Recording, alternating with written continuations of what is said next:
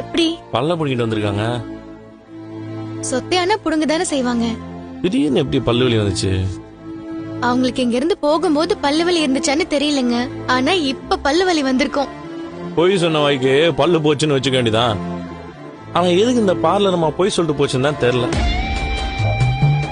ஏன் சொல்றேன்னா, இப்போ நம்ம ஊருக்காரங்க யாராவது பார்த்தா நம்ம ஊர் பாசம் வரும்ல.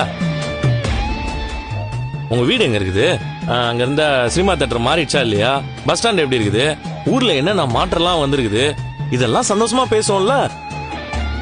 ஆனா இந்த பார்லருமா அவங்க வந்தோடனே தப்பிச்சு ஓடிடுச்சு. காலைல டிஃபன் என்ன செய்யலான்னு யோசிச்சுட்டே இருக்கீங்களா?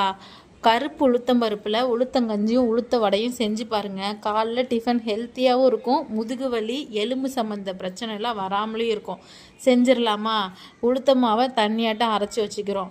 தண்ணி கொதித்தது உளுத்த மாவை எடுத்து கிண்டி விட்டுக்கிட்டே இருக்கணும். பச்சை வாசனை போனதும் சர்க்கரை போட்டு அடுப்பை ஆஃப் பண்ண வேண்டியதான். உளுத்தங்கஞ்சி ரெடி. உளுத்த மாவு எண்ணெயில் போட்டு எடுத்தால் வடை ரெடி.